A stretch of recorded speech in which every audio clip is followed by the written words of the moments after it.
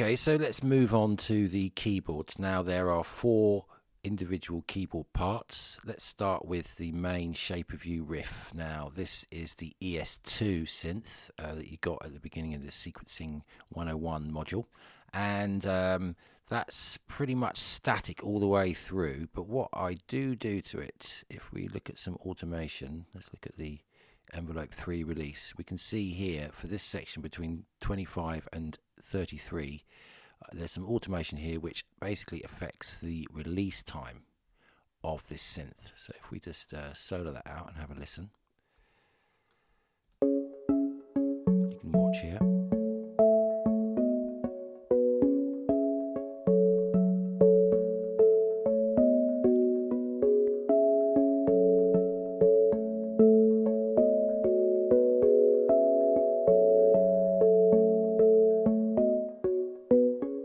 To normal. So that's all that does. That's the only thing that we've got going on there, some real-time automation from Logic.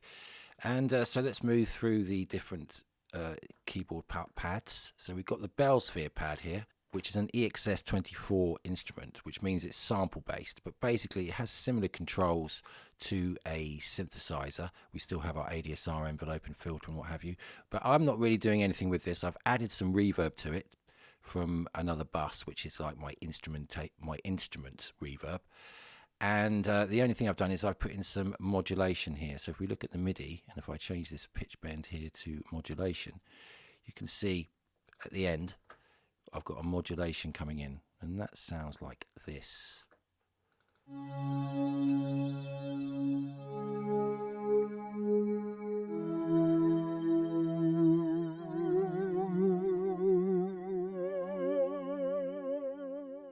So a bit of a wobble there, but that's a real-time control, and that's MIDI information which needs to be recorded in the normal way.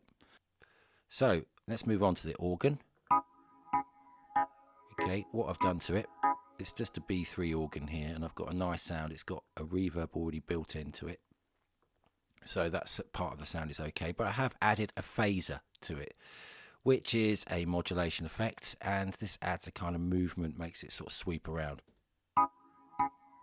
I've also panned it a little bit to the right here. Micro panning we call this, when it's just very small amounts.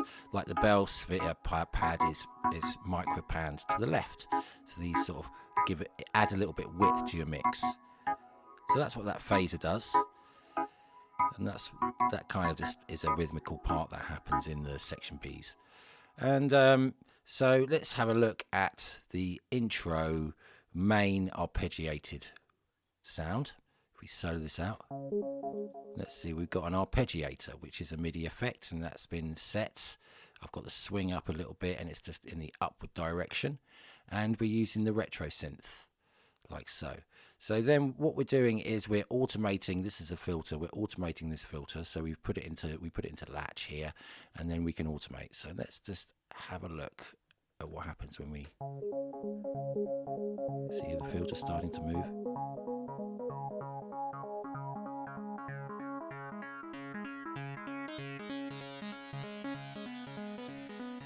Turn the resonance up a bit, make it self-oscillate.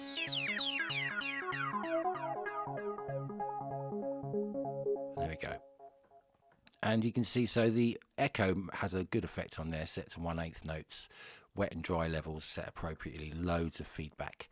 And that's that riff. So I changed the automation on it at different parts, like it starts high here and goes low, that sort of thing. Yeah, and those are really what we do with the keyboards. So in the next video, we'll have a closer look at what I've done with the samples.